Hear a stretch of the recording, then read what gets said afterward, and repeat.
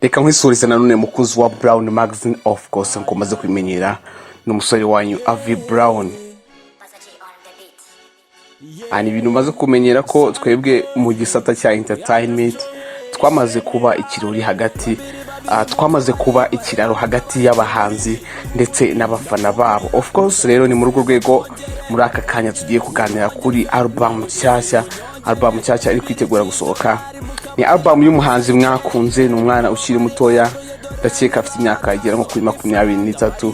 Ubu na wundi ni Nelngabo. Nelngabo rero ni umuhanzi ubarizwa muri Kina Music, akomeje kugenda akora cyane, akora ku buryo budasanzwe kandi adatenguha abafana biwe, dore ko akomeje kugenda yigarura imitima ya benshi kandi azamura urwego. Ari nako Nelngabo mu kintu wenda twavuga umwihariko wiwe, akomeje kugenda adishisha nk'itufu muri music nyarwanda. Nijwi rye ryiza cyane, abantu benshi bakomeze kugenda bakunda.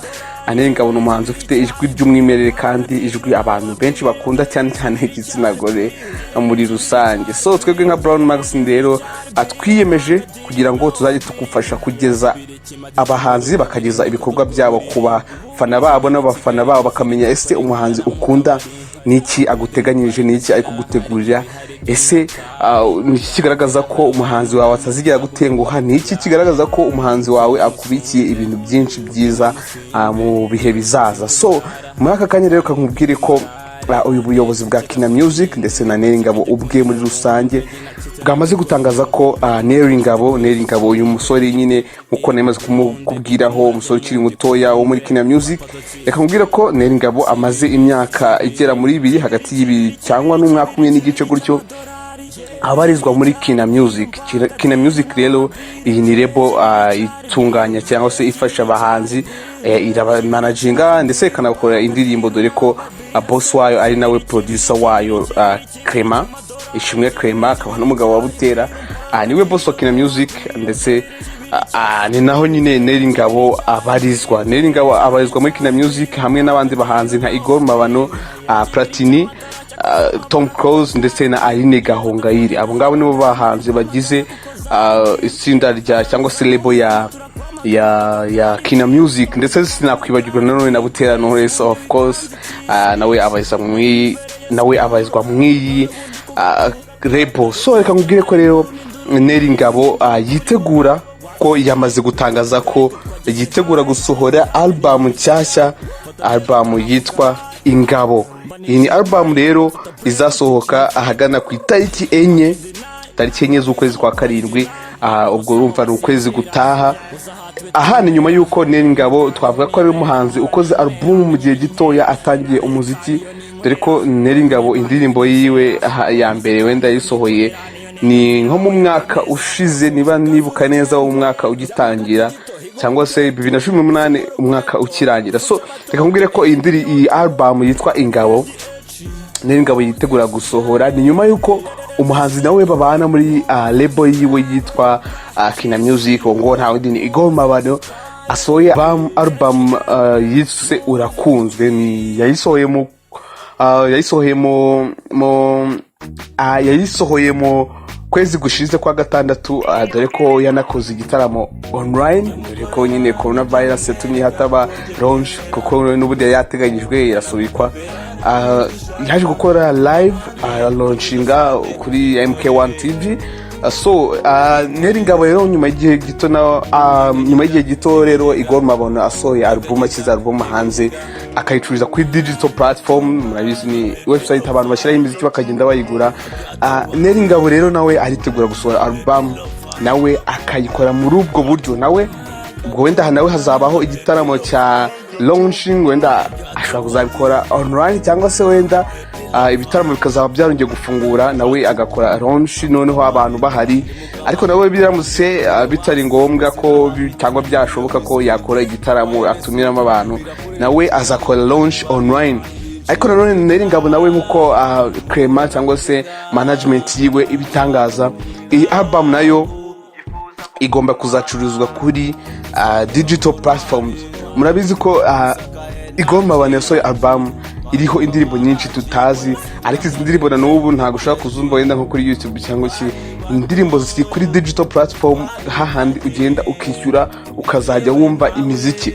Nelngabo rero nawe niko ashaka kubikora, akazashyira aho ngaho kuri album yiwe, akazashyira album yiwe kuri izo platform, noneho abantu bakagenda bakagura imiziki. Reka mwibutse ko Nelngabo aba muri Kina Music of course, kandi ni umusore ukomeje kugenda agaragaza ko afite impano idasanzwe, dore ko yagiye aririmba ahantu hatandukanye mu bitaramo bigiye bitandukanye. So reka nkubwiye ko rero album yitwa Ingabo izasohoka tariki 4 z'ukwezi kwa karindwi 2020, izaba iriho indirimbo zigera kuri 13. Indirimbo 13, muri izo ndirimbo indirimbo 6 ntago zirasohoka, ni indirimbo utazi utarumvaho n'umunsi wa rimwe. Ubwo bivuze ko izindi ndirimbo zigera kuri 7 zo wamaze kuzumva. So reka nkubwire ko wenda duciye mu rutonde cyangwa se amazina y'indirimbo zizaba ziri kuri album ya Nelngabo, anyereka nziza. Reka nkubwire ko iyo ngiyo izaba ari intro ya album. Wenda abantu bazi ibya album murabizi ko hagomba habaho akenshi nyine indirimbo ya intro. Wenda ntabwo ari itegeko ko intro ibaho, ariko nabyo wenda abantu mazi nyine, ndavuga abantu bameze kumenyera ibintu bya album ifite indirimbo ya intro. So indirimbo ya mbere kuri album yiwe izaba yitwa Why, indirimbo ya kabiri izaba yitwa Nzagukunda, indirimbo ya gatatu yitwa Byakoroha, iyi ngiyi yamaze gusohoka, indirimbo ya kane yitwa Iya Motema yafatanyije na Platini, iyi ngiyi nayo yamaze gusohoka, indirimbo ya gatanu yitwa Ntibikabe featuring Butera Knowless, iyi ngiyi nayo yamaze gusohoka, indirimbo ya gatandatu izaba yitwa Nzahinduka, iyi nayo yamaze gusohoka, indirimbo ya karindwi izaba yitwa My Queen, iyi ndirimbo ntago urayumva n'umunsi wa rimwe, iyi nyine bwo iri muri za 6 zitarasohoka. Indirimbo ya 8 izaba yitwa Zoli, indirimbo nayo nanone ntago irasohoka. Indirimbo yitwa indirimbo ya 9 izaba yitwa Low Key, indirimbo nayo ntago irasohoka. Indirimbo ya 10 izaba yitwa Agacupa, iyi ndirimbo nayo ntago irasohoka. Indirimbo ya 11 izaba yitwa Ndaku Bloka, of course featuring Bulldog, indirimbo nayo ntago irasohoka. Indirimbo ya 12 izaba yitwa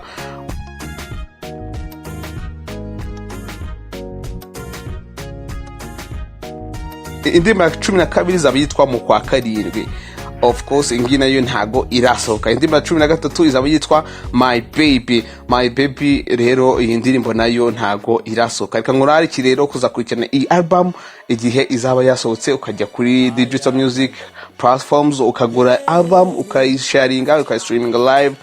Of course no kugira ngo dushyigikire abahanzi nyarwanda, nge nabonye nta bundi buryo nakoresha kugira ngo tushyigikire umuziki nyarwanda, kugira ngo nawe utere imbere, kugira ngo abahanzi nyarwanda tubone bazamuka. Reka nkubwire ko wenda wowe ushobora kumva ko abahanzi nyarwanda baramutse bazamutse umuziki wabo ugatera imbere ntacyo byakumarira.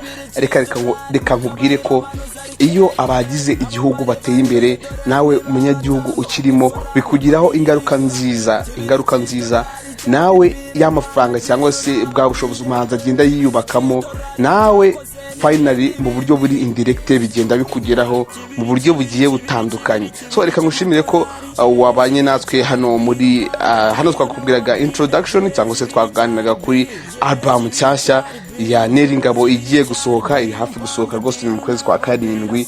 Tariki 4 wibuke umakinge kalenda yawe, tariki 4 z'ukwezi kwa karindwi Nelngabo kuva muri Kina Music azasohora album nshyashya yitwa Ingabo. So thank you very much. This is Brown Magazine, of course, Musawanya Afi Brown. So remember to subscribe, of course, and share, like, comment n'ibindi byinshi kugira ngo mukomeze dushyigikire kandi mutwereka ko kandi dukomeje kubashimira urukundo mukomeje kutwereka ko mudushyigikiye, mutwereka ko mudukurikirana aho waba uri hose. Reka ngushimire. So thank you very much.